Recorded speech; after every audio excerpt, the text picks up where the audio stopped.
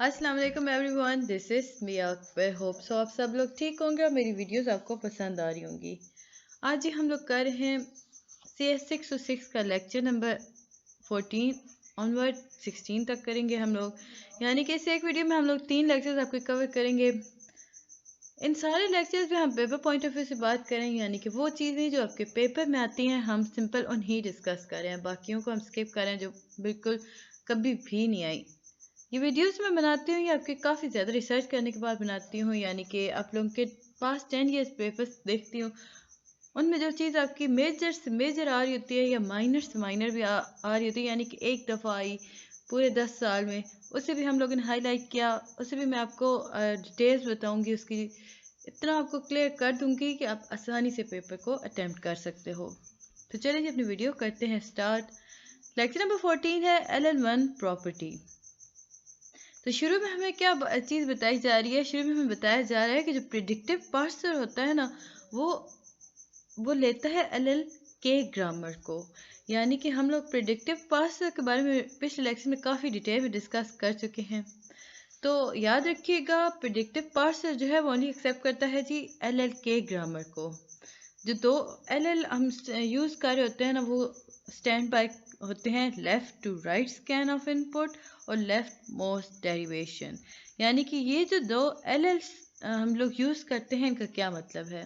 First L का मतलब हो गया आपके पास left to right scan of input, and second L का आपको मतलब होता है लेफ़्ट मोस्ट डेरिवेशन। लेकिन हमने शुरू में बात की कि जो LL है, LL को एक्सेप्ट करता है प्रेडिक्टिव पार्सर। तो इसमें के क्या है? के जो है वो के stand for number of look ahead tokens of input. यानी कि के हमें बताता है कि कितने ज़्यादा टोकन एज इनपुट यूज़ किए जा रहे होते हैं। प्रॉपर अगर हम इसकी डेफिनेशन देखें ना, follow A is the set of all words in the grammar that can legally appear after an a। यानी कि कहा ये क्या कि ये हमारे पास इसकी डेफिनेशन आ गई LL1 प्रॉपर्टी के अंदर, एक बेसिक उसकी प्रॉपर्टी आ गई कि जितने भी ए होंगे ना किसी सेट के अंदर, तो उनके जो ग्रामर है वो फॉलो करेगी हर उस एक ए से पहले जितने भी वर्ड्स हैं आपके पास उनको।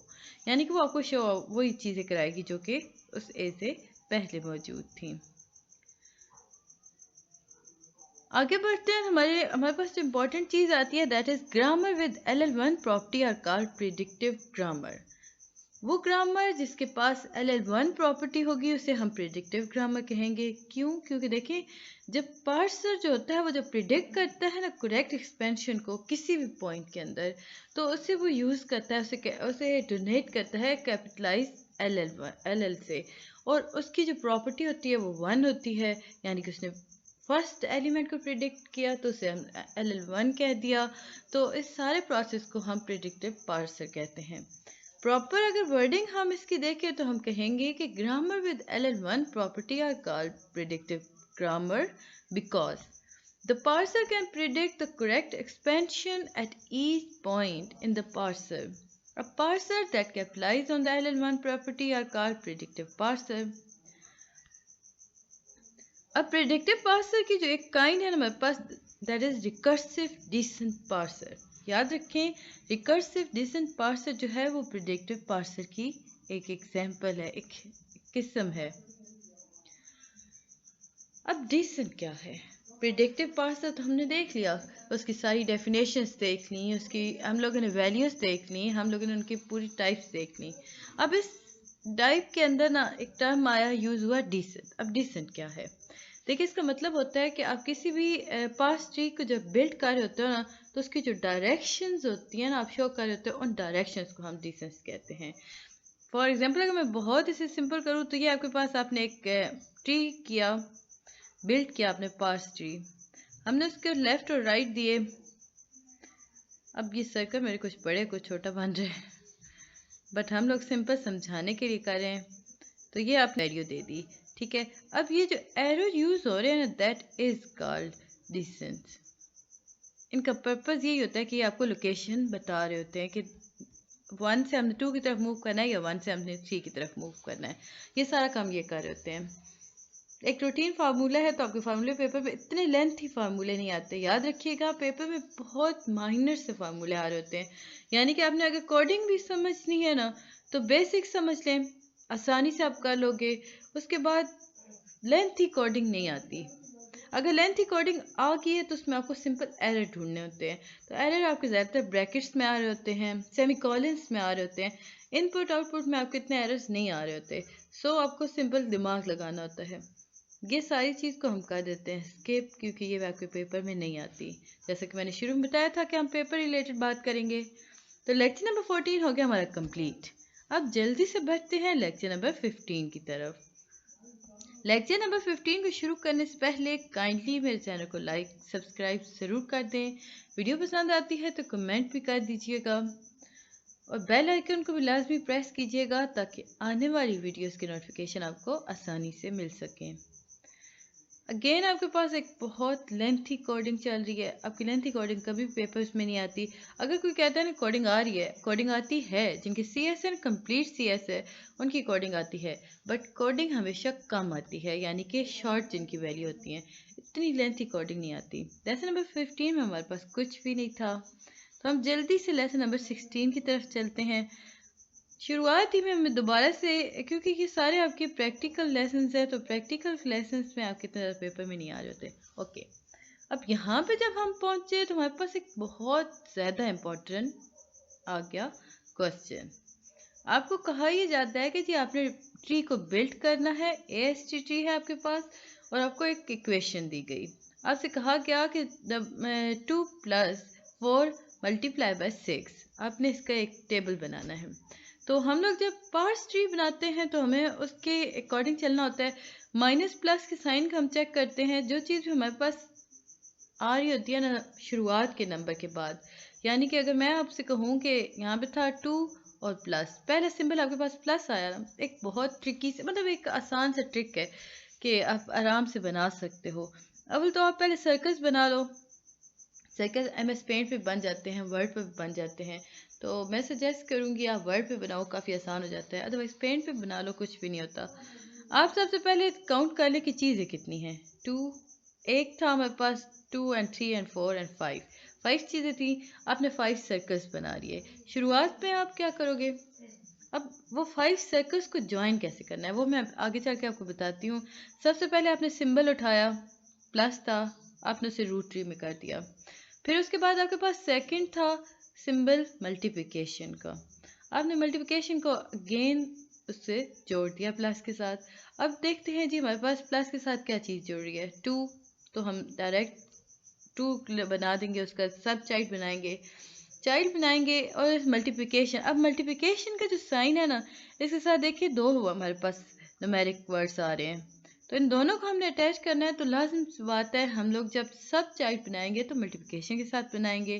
तो इस तरह ये हमारा एक बहुत आसान सा ट्री बन जाता है। ये काफ़ी इंपॉर्टेंट है। ये आपका मैक्सिमम 5 to 6 ईयर्स के पेपर में, यानी आपके मिड में, इन 5 to 6 ईयर के पेपर के अंदर आपके मिड हर 3rd मंथ बाद हो रहे होते हैं। तो उनमें से ये सारे बहुत ज़्यादा आया है, तो इसे याद रखिएगा। काफ़ी ईजी सा है, इसमें कुछ भी इतना डिफ़िकल्ट नहीं था। अब आते हैं जी नॉन रिकर्सिव प्रिडिक्टिव पार्सिंग के अंदर। कहा यह जाता है कि जो नॉन रिकर्सिव प्रिडिक्टिव पार्सर है ना, ये काफ़ी ज़्यादा इसकी पॉसिबिलिटी होती है कि इसे बिल्ड किया जा सकता है। अब इसे बिल्ड कर लिया हम लोगों ने, इसे बना दिया। अब कैसे इसे हम मेंटेन करेंगे? देखिए, जब स्टैक के अंदर हम इसे मेंटेन करेंगे तो हम यूज़ करेंगे टेबल का। यानी कि इस टेबल को अगर हम पार्सर को देखें ना, मतलब हम इसे कह सकते हैं कि स्टैक के अंदर जब यूज़ हो रहा है ना, ये हमारा नॉन रिकर्सिव प्रिडिक्टिव पार्सिंग, तो इससे हमने टेबल यूज़ किया, लेकिन हमने साथ ये भी कहा कि पार्सिंग टेक्निक के साथ यूज़ हो रहा है। तो हम उसे कहेंगे, ये जो पार्स है ना, ये टेबल ड्राइवन पार्सर है। यानी बहुत अगर मैं इसे सिंपल करूं तो मैं कहूँगी कि जो मुमकिन है कि हम नॉन रिकर्सिव प्रिडिक्टिव पार्सिंग बना सकते हैं। अब ये कैसे मुमकिन है? हम मेंटेन कर सकते हैं एक एक्सप्लिसिट स्टैक को। अब वो कैसे मेंटेन करेंगे? And using a table. अब ये जो सारा प्रोसेस है इसे हम कहते हैं टेबल ड्राइवन पार्सर।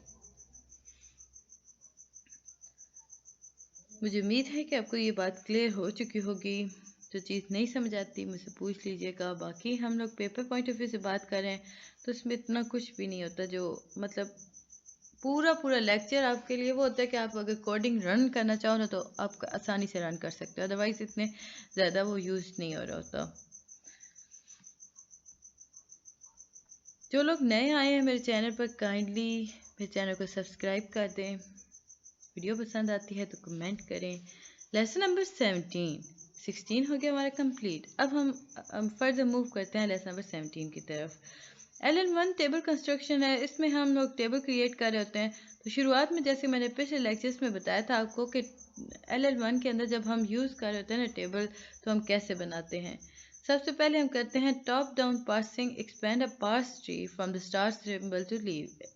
हम लोगों ने टॉप डाउन पार्सर के बारे में काफ़ी डिटेल में डिस्कस किया। कोई बात यहाँ पे बताई गई थी तो मैंने इसे स्किप कर दिया, क्योंकि ये वही चीज़ें हैं जो बार बार रिपीट हो रही होती हैं। अदरवाइज इसमें इतना कुछ भी नहीं था। तो गाइस ये था जी आपका लेसन नंबर 17। इजी सा, कुछ भी इसमें इतना नहीं था जिसे हम लोग डिस्कस करते। लेक्चर नंबर 18 हमारे पास है। इस पे हम एल्गोरिथम के बारे में बात कर रहे होते हैं। अच्छा, ये जो लेक्चर नंबर 18 है ये आपका लास्ट लेक्चर है। इसके बाद आपकी मिड ख़त्म हो जाएगा। शुरुआत में कर रहे थे काफ़ी मतलब दो साल पहले आई थिंक 22 लेक्चर्स तक थे, बट अब रिसेंटली इस तरह हुआ है कि 18 लेक्चर्स कर देते हैं आपके मिड के। तो ये आपके मिड का लास्ट लेक्चर है।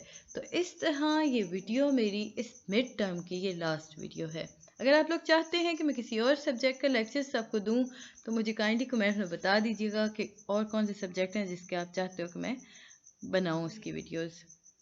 काइंडली मेरे चैनल को सब्सक्राइब भी किया करें प्लीज़। लेक्चर नंबर 18 है computing first set.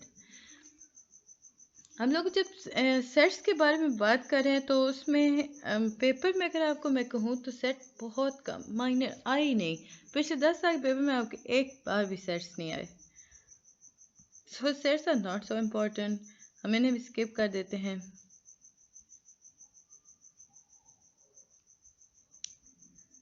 Again definitions आपके पास आ रही हैं। दोबारा सेट्स ही को यूज़ किया जा रहा है। फॉलो सेट्स की मतलब उन्हें हम लिख कैसे सकते हैं। तो ये सारी चीज़ें आपकी नहीं आती पेपर में। मुझे उम्मीद है कि आपको सारी चीज़ें समझ आ रही होंगी। काइंडली मेरे चैनल को लाइक सब्सक्राइब ज़रूर कर दिया करें। वीडियो पसंद आती है तो कमेंट किया करें। तो ये था जी हमारा लेसन नंबर 18। मुझे उम्मीद है कि आपको वीडियो पसंद आई होगी। मिलते हैं नेक्स्ट वीडियो में, तब तक के लिए अल्लाह हाफिज़।